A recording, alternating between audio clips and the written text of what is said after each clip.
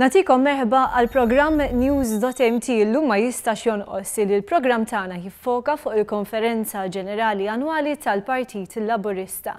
Kienet konferenza bit-tema Malta illi qiegħda tinbidel. Spikkaw ħafna diskorsi.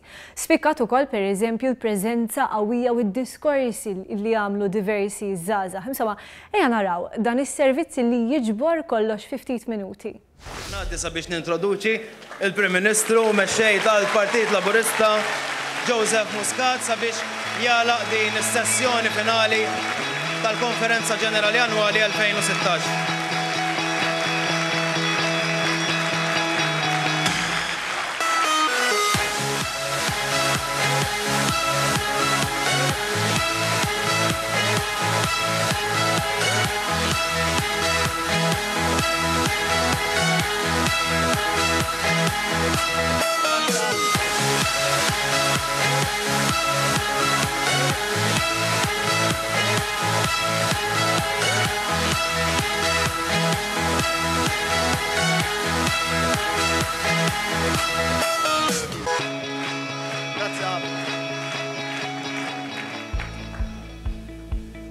Niġu mal-ewwel għas-suġġett. Jien qatt ma ddejjaqt nieħu deċiżjoni. U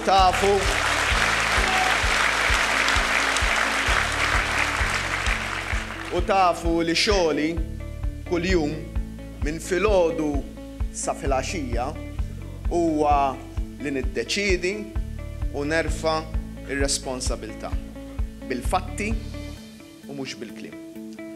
Tafu b'ħafna mid-deċiżjonijiet diffiċli li ħadd. B'ħafna, mhux b'kollha. Aktarx l-aktar deċiżjonijiet diffiċli u kruċjali li ħadd flimkien ma' sħabi qatt ma jaraw id-dawl tax-xemx. Għaliex ikunu wasslu biex tiġi evitata problema jew biex tissolva qabel ma sseħħ problema. Deċiżjoni ma tittieħed sempliċement dwar xi jkun qed jingħad skont iċ-ċabċib jew skont is-surveys. Il-ġurnata li nibda nieħu deċiżjonijiet sempliċement skont il-popolarità tkun il-ġurnata li fija ma nibqax immexxi lil dan il-pajjiż, lil dan il-moviment u lil dan il-partit.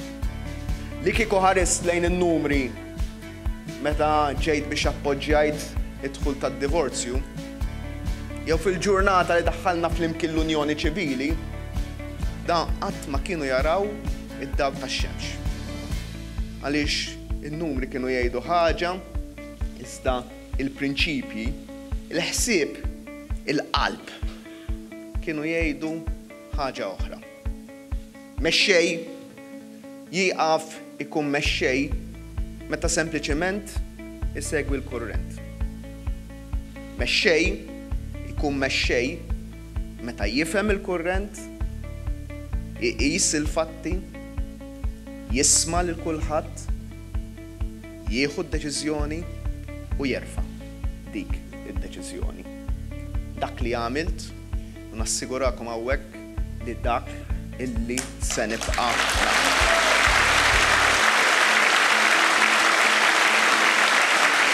Jekk jirriżulta li ma ntqalitx il-verità, allura jiddispjaċini.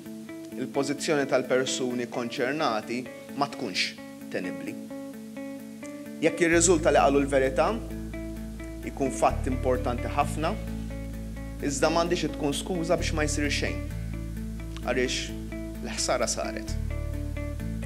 Is-sentiment pubbliku ġenerali u biex niftehmu mhux qed ngħid għal min huwa vendikattiv u li għandu għanijiet oħra. Iżda min huwa ġenwin u verament iddispjaċut.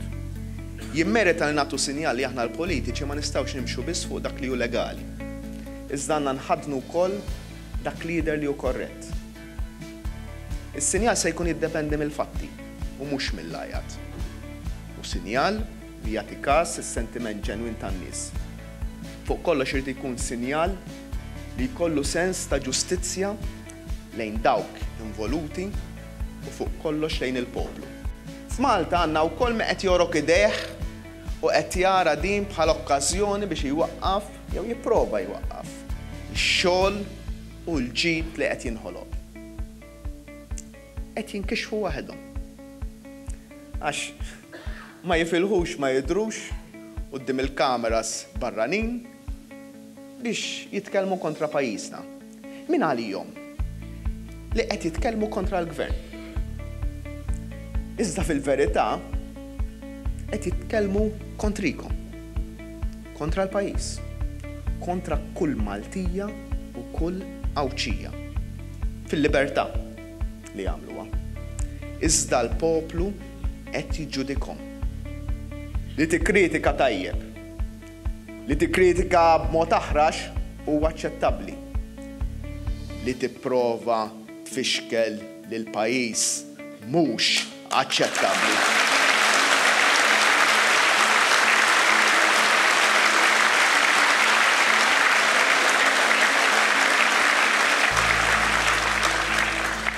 Li mhux qed tinduna l-oppożizzjoni huwa li reġgħet għal darb'oħra marret overboard. Li Busuttil ma' kull darba anke meta jkollu argument validu. Kull darba jitlef is-sens ta' proporzjon. Bħal meta jerġa' għal darb'oħra jifraħ u jgħin biex pajjiżna jissemma fin-negattiv barra minn Malta kif se jipprova jagħmel innhom stess. Sakemm niġu għal dakinhar se nkunu qed nirranġaw il-Mater Day li kien vittma tal-korruzzjoni li għaliha qed irridu ħallsu 150 miljun oħra. Se niftħu sptar ġdid f'St. Luke's, ieħor f'Caringrek, sptar ġdid f'Għawdex, se wettqu tqassim tal-mediċini lill-anzjani fid-djar tagħhom stess, se naqilbu s-sistema tal-enerġija għall-gass u nwaqqgħu iċ-ċumnija l-kbira ta' Dellimara, se nsaħħu aktar il-libertajiet ċivili, se nibdew ir-rollout għat-tablets biex l-istudenti jużaw mezzi moderni għat-tagħlim, se niftħu aktar skejjel, se niftħu università ġdida fin-naħa t'isfel ta' Malta, se niftħu università ġdida f'Għawdex, Università Medika, se nimplementaw aktar miżuri tar-riforma tal-ġustizzja, se ntejbu l-ambjent ta' madwarna, se nġibu aktar turisti, se nattiraw investimenti kbar oħra, se nkunu qegħdin inwettqu l-investiment tal-Huawei, ser immexxu il-Presidenza tal-Unjoni Ewropea b'unur. Jien għandi responsabilità kbira qudiemi li nara il-ġid ta' pajjiżi qabel kull interess partiġjan. Għalhekk nappella lil poplu kollu kemm hu. Aħna pajjiż żgħir, potenzjal kbir. Tħallux min jisra l-mibeda. Tħallux lil min ikompli jifrex l-olju.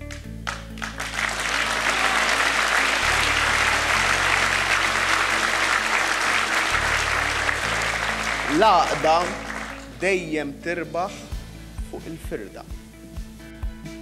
Nhar il-ġimgħa li ġej, il-Gvern maqut bil-membri kollha tiegħu se jirbaħ vot ta' fiduċja sod u mingħajr ekwivoku fil-Parlament.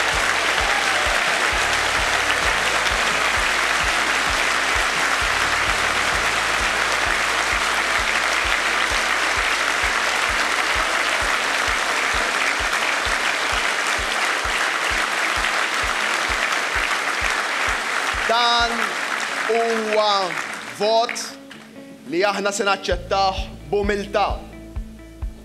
Fil-waqt li se jtina is-saħħa biex inkomplu inbidlu l-pajjiż, is-saħħa biex naraw li Malta tkompli tinbidel. Se jkun vot ta' fiduċja fl-ogħla istituzzjoni tad-demokrazija tagħna. Vot ta' fiduċja li kull min veru jemmen fid-demokrazija u fir-regoli tagħha jaċċetta u jirrispetta. Ġala darba għamel vot ta' sfiduċja, u qed jistenna li għandu proposti lesti biex mill-għada jibda jmexxi il-pajjiż.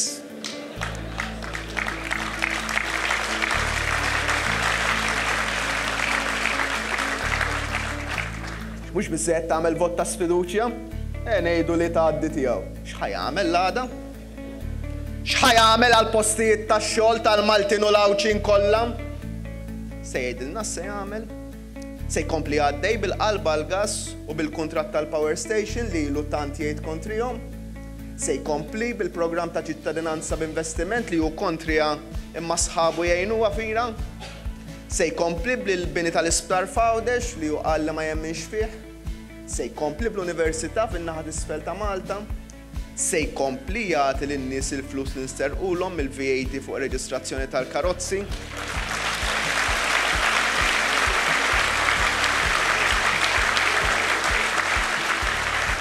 Se jkompli bid-diskussjonijiet mal-pulizija, mal-eks ħaddiema tax-xatt li rridu naslu man-nies tal-korp li rridu naslu biex nagħtuhom il-flus li ħaqhom matul iż-żmien?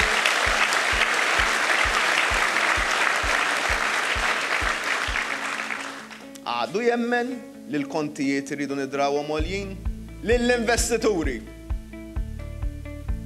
Ngħidilkom komplu ġejjin bl-idejat u bil-proposti. Jekk sal-lum sibtu bib miftuħ, issa se jkollkom il-bibien kollha miftuħin biex noħolqu il-ġid u x-xogħol f'pajjiżna.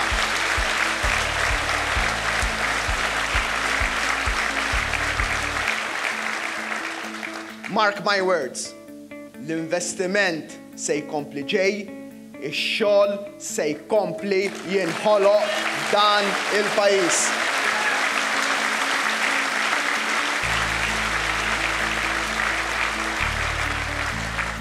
Tard il-lejla stess se nkun fit-triq lejn il-Ġordan u lejn il-Libanu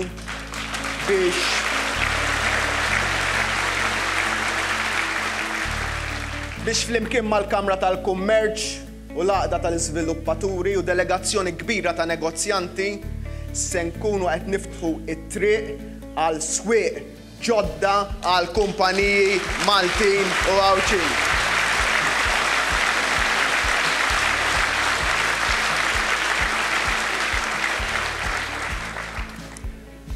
Is-salesman se jibqa' jdur id-dinja biex iġġib ix-xogħol għal kulħadd.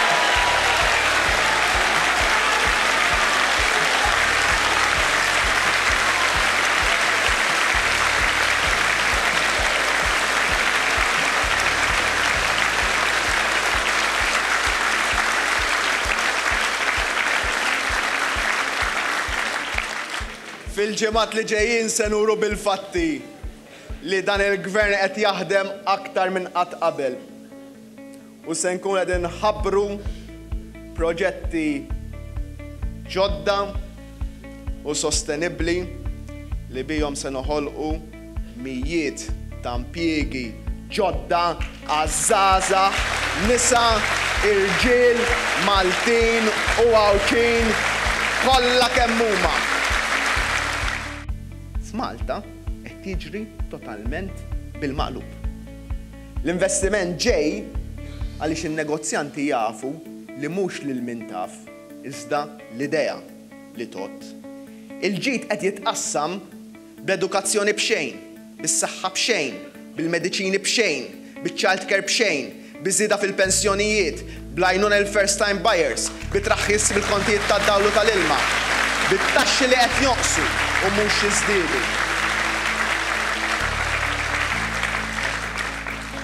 Ix-xogħol qed jiżdied għall-ogħla livelli ta' kull żmien u l-qatt qed jonqos għall-inqas livell fl-istorja. L-ekonomija hija l-aktar waħda li qed tikber fl-Ewropa kollha. Il-faqar qed niġġielduh. U rrid ngħidilkom. Anzi mhux biss ngħidilkom, irrid naħlifilkom hawn li se nagħmel dak kollu li ttini saħħti biex flimkien ma' sħabi innaqsu il-faqar f'pajjiżna għall-ewwel darba ħafna snin. Dan huwa l-impenn tiegħi qudiemkom li se jkun l-ewlieni tiegħi tat-tim kollu ta' dan il-moviment għaż-żmien li ġej. Daħħalna il-liġi tal-finanzjament tal-partiti. L-oppożizzjoni kienet ilha 25 sena tevita milli ddaħħalha. Rapport wara ieħor mill-Ewropa jgħidulhom daħluha u ma jgħidu le. Ma l-ewwel ċans issa qed jipprova jevita bitta parsi ċedoli. Ħankun ċar fi kliemi. L-iskema li ħareġ bija Busuttil hija waħda li tiffavorixxi il-korruzzjoni. Jista' jgħid li hija legali. Anka l-kumpaniji fil-Panama huma legali. Il-kwistjoni mill-ġdid mhux il-legalità, il-korrettezza. Fil-waqt li jista' jkun hemm dubji dwar kemm l-iskema hija legali, żgur m'hemmx dubji li din mhux skema korretta. Anzi, hija skema korrotta. Hija skema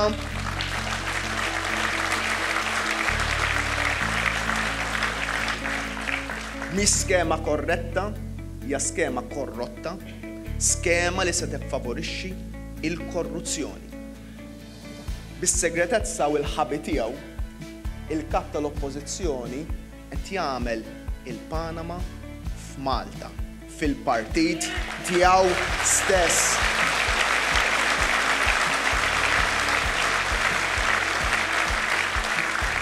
L-isfida tiegħi l-Busuttil hija biex ixandar l-ismijiet ta' min ta' parsi se jselfu l-20 tal-eluf tal-euro f'dawn il-kambjali tal-korruzzjoni, il-kambjali tal-Panama f'Malta. Jekk ma jagħmilx hekk ikun qed jagħti patroċinju lill-skema korrotta. Għalli ġej, aħna se nwettqu aktar. Għaliex iridu nuru aktar lil poplu li we mean business, anka fil-ġlieda kontra l-korruzzjoni.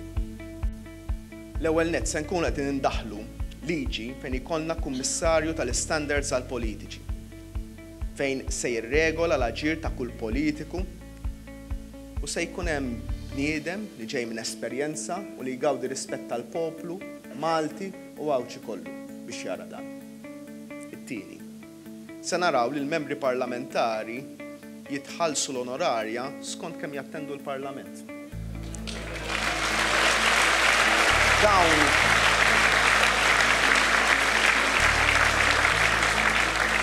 Dawn it-tnejn huma wedi elettorali li se nwettqu. Darba kien hemm xi ħadd li qal min ma jiġġielidx il-korruzzjoni huwa korrott. Jien bwiċċi minn quddiem qed niġġielidha l-korruzzjoni. Mhux bil-kliem u l-protesti, iżda bil-fatti.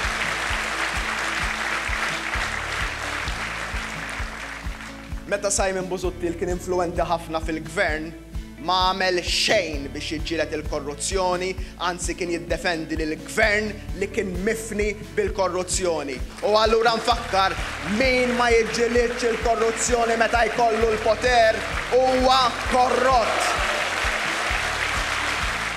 Iżda għamilna xi ħaġa akbar. Neħħejna l-abqut u n-nepotiżmu ta' snin ta' qabel. Fejn qabel il-kulur politiku tiegħek kien l-aktar ħaġa importanti. Iktar importanti minn kemm int kapaċi. Ma tajniex każ il-wiċċ, iżda ħaresna lejn il-qalb u lejn ir-ruħ. Anke jekk kultant ningidmu mill-ħalq li nitimgħu. Nifhem. Juħud minnkom stess tikkritikawni diversi drabi f'wiċċi fuq hekk. Iżda jien konvint minn dak li qed nagħmlu. Ħaniftehmu. Jien, Joseph Muscat, minix interessat immexxi tribù. Jien interessat immexxi nazzjon wieħed maqut.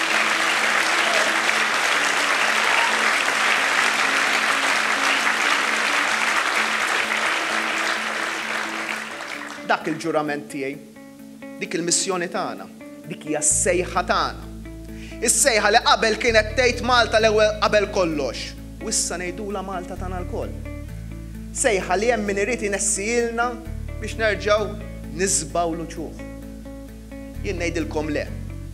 Jekk mhux għalina, għal uliedna u għal ulied uliedna. Konvint, nemmen, b'saħħa nemmen li din hija triq tas-sewwa. L-appell tiegħi għall-għaqda jmur ukoll fejn niġu għall-futur tas-servizzi finanzjarji.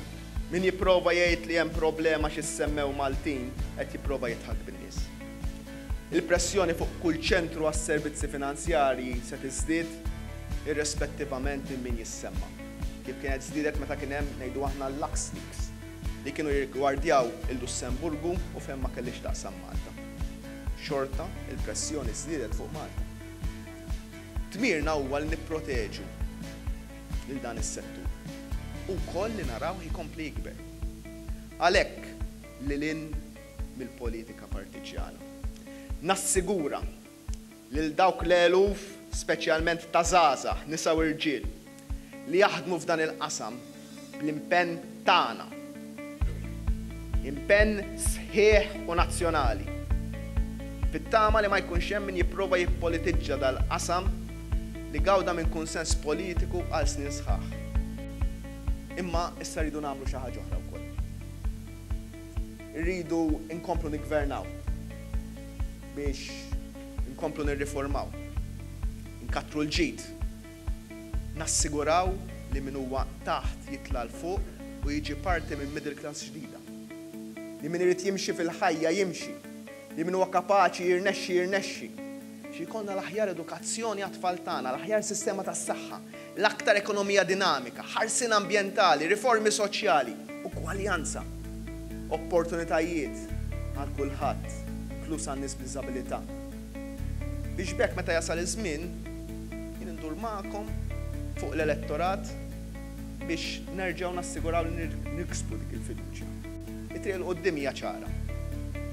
Ferħadd ieħor irid jantagonizzana, aħna rridu nkunu lesti li naħdmu aktar ma' kulħadd. Minflok ninagħlqu, rridu ninfetħu aktar. Minflok nisktu, rridu nitkellmu aktar. Minflok noħolqu l-edewwa, irridu nżidu l-ħbieb. Minflok nibnu l-ħitan, irridu niftħu l-bibien. L-għażla hija mill-ġdid ċara aktar minn qatt qabel. Bejn il-firda u l-għaqda, aħna naslu l-għaqda. Bejn il-biża u t-tama, aħna naslu t-tama. Bejn il-passat u l-futur, aħna naslu l-futur. Bejn li nħallu kollox kif inhu u l-bidla, aħna ħbib tiegħi kif ħanuru fl-ewwel ta' Mejju li ġej. Ħanaslu Malta li qed tinbidel. Nirringrazzjakom.